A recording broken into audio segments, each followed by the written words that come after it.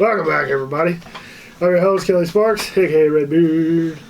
I got with me again my part-time co-host, Mean Gene. Hello, everybody. So, Gene was kind enough to pick up a whiskey that I have never tasted before. I've been eyeing for a while now. So this is Amrut. I hope I'm saying that right. Amrut single malt whiskey, peated cask strength. I got a single malt whiskey. It's peated cask strength. So this is bottled at 62.8%. Woo-wee. My kind of whiskey. Yeah. I'm wondering. So I'm gonna read off the back of the can because I hadn't had this before. According to Indian mythology, when the gods and Rakshasas, the demons, churned the oceans using the mountain Meru, a golden pot sprang out of the oceans containing the elixir of life. Yeah, so nice. This was called the Amrut. Amrut, whatever. The great founders of our distillery aptly named it Amrut Distilleries. Amrut single malt whiskey, peated, is a product of many years of research and development with an aim to produce world-class whiskeys. This whiskey is made from the finest imported Scottish peated barley. It is carefully mashed and distilled in small batches to preserve the natural aromas and matured in oak barrels in unique tropical conditions at an altitude of 3,000 feet above sea level. At Bangalore, the garden city of India. Almost said Indiana. To retain the natural characteristics of this oak-aged Indian single malt whiskey, we do not chill filter, and it is bottled straight from the barrel in its natural color. That's pretty dark whiskey. Yes. I mean, it doesn't give an age statement on the can here. See, I didn't see that either. I am curious about that. So I do not know rules regarding age statements in India. So depending on the heat, India, I can imagine that's more of a tropical climate. It's kind of hot there. So I would imagine it probably has similar qualities as Texas as far as aging climate. And maturing. Oh, okay. The climate. You want to open it? You want me to open it? Go ahead. Probably has some similar characteristics as far as the heat, temperature, atmosphere, whatever. So it might age a lot quicker. So you might get the same color. You know, this little strip on the top. Might get the same color out of like 1 year's worth of maturation as you would 5 or 6 in Kentucky. Let me go ahead and pour yours up since you were kind enough to go ahead and just do a heavy pour. Heavy pour, might as well. Heck yeah. So, I've really been looking at this one for a long time and just haven't bit the bullet and pulled the trigger. Oh, they give you a nice big fat booklet here. I guess it has all of their whiskeys in it and probably more stories behind it. So, cool stuff, man. Pretty interesting. All right.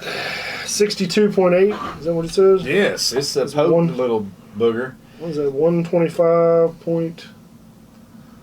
All right, yeah. 6. Ooh, it smells nice. 125.6, huh? Man, this could be. Yeah. This smells like Lafroig. Does it? Let me check it out. Wow. That smells almost identical. See, I was a little nervous. I was like, man, I wonder, because my reason for picking it up is, I'm a Scotch person. I like my peated Scotches. Yeah.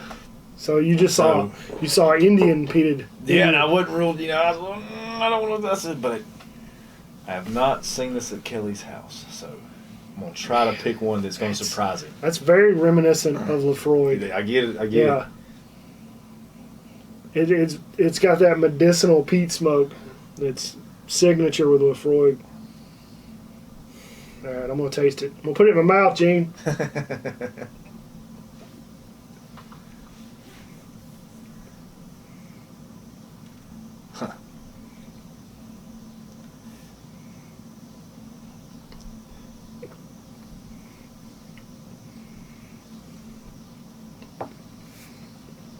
So immediately, it's got a sweetness to it. I get a sweetness to it. And it might be like, this might be from like, I wish it said the distillery. Woo. Or the where they got their peated malt, because this is definitely Islay peated barley. Yeah. I'm like, without a doubt, I definitely think the peated barley that they got used Islay peat, because like it's screaming those same notes that you get from Laphroaig, Ardbeg, Lagavulin, Bruichladdich. It's just, and the heat is there. The heat is there. I was a little. The heat. It got me. I wasn't ready for it. I forgot it was 62.8. First little sip, I was like, oof, yeah, it's all there. It's all there. But this is, man, I wish it was more moderately priced, because this is really, really good. Mm. Now that pull was a little bit better. It didn't catch me off guard. Yeah. Quit licking me. It's got like a little bit of a sweet. You get the sweetness? It's like almost like, Ever call me that? almost like some type of chocolate. Yeah. But you get the medicinal smoke, and I love the smell. it's not like overly smoky.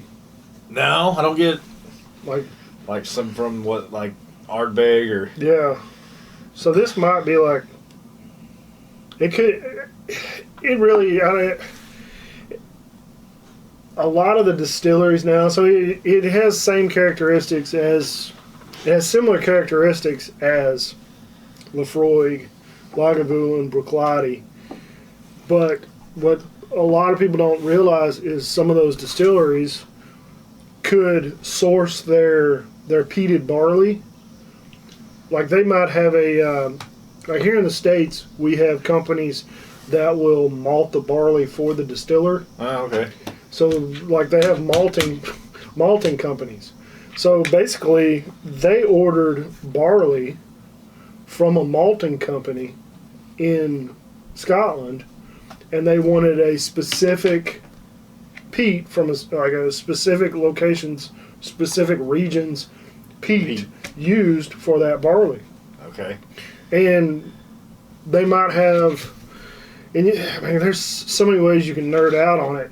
They might even go as far as to saying, hey, we want it at 40 parts per million on peat or 50 parts per million. Like Lagavulin is not as heavily peated, or it's not smoky as Ardbeg. Mm-hmm. So it might have less parts per million of peat that was used in the process. I get you. But dude, it just screams Islay. Oh yeah, definitely. The first whiff, I was like, man, that's. If you were to blindfold me and say, hey, take a sip of that, I would have said, I'd have to guess one of those, you know.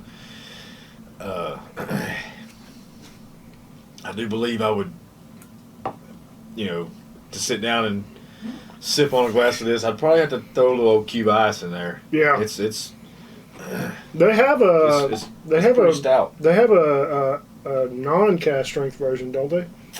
I saw that and just, you know, I tunnel visioned. I was like, ain't nothing wrong with that. And then, man, that's a good pick, dude. It's freaking good. Yeah, I think it's pretty good.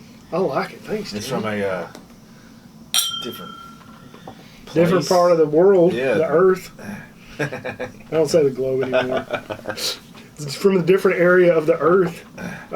Yeah, I can't say I've ever drank anything from India.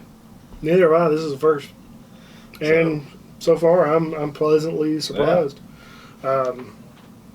Fun fact: India produces more whiskey than any other country in the world. Oh, really? Yeah. See, now that's something I would have never guessed. I mean, neither. Like, what do these Indians know? All right, and how to get drunk, boy. Especially spitting out 62.8% product. Yeah. Hey, that's enough of that. We're She's been real mouthy here lately. Oh yeah, real vocal, huh? Real mouthy. Getting senile in your old age, huh? Is that what it is? Man, yeah, especially the first 2 drinks, a little, you know, I've had surprise to the palate. That third one, man, it's getting better every drink. and the bite has pretty much gone away. So this is, mind you, this is our first drinks of the night. Sans that Michelob Ultra over there. That's only like 6 drinks of that. Yeah, but this is the first whiskey of the night for me, and it is, man, that's good. I like it. That's really good. I do like Like if you're a fan of peated scotches, especially cask strength peated scotches, this would be a good one. I'd like to one day pick up a cask strength Lafroig, because they're only around 58%, and do a head-to-head blind. Yeah, that'd be cool. Do a head-to-head blind tasting. Yeah. You see what I've been dealing with lately? Jesus. All right, so we're going to go ahead and cut it off here. We got some coals out back. By the way, if you're watching this, here in a few hours, Gino and myself, did you sign up? I have not signed up yet. You can do it at the event. You're going to have to talk me into it on the way there. Okay, I'm going to do it. I think once you get there, man, once you feel the atmosphere, I think you're going to be like, yeah, I'm going to fucking do it. I'm going to fucking do it. So, if you're watching this, I'm going to post this one Sunday morning. So, Sunday morning at 10, this is going to post. At 1 p.m. that afternoon, probably around noon, 12:30, I'm going to start a live stream on my phone. And then we're going to just live stream our antics. That'd be cool. And if you don't pull, I mean, I'll just have you just... I'll video. Yeah, we'll video. And we'll just hell of a cameraman. We'll do a YouTube live stream of me getting my arm pulled off or me pulling somebody else's arm off. Yeah, Kelly just jumped right into it. Dude, I'm going in with bad intentions, dude. I am like, I'm getting my mindset. Like, I'm just gonna set up, I'm gonna grip, and I'm gonna hook as hard as I can, and I'm just gonna fucking drive, pulling into myself, and I'm gonna just drive them as hard as hit. Like, I think if I just hit hard enough backwards and row that motherfucker across the table, get back to that back part of that pad, just pull back, and then just. I think I'm going to get them. Get a few of them. I mean, there might be some stout motherfuckers there. Oh, yeah. I definitely believe there's going to be some good guys. I mean, I'm going amateur, so hopefully there's going to be a bunch of amateurs that I go against. I'm almost curious. I almost want to go novice. But I guess... Well, you've had time. Barroom arm wrestling. Fuck I don't know what they're talking about.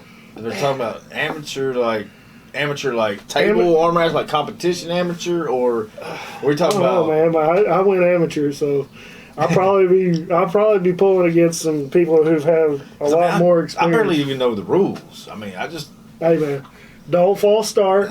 You got to show the thumb knuckle. Yeah. Keep your elbow down, and you got to keep your hand on that peg. Does your hand have to stay on the peg? It has to touch the peg. Okay. You don't have to hold it. It can be like this. Okay.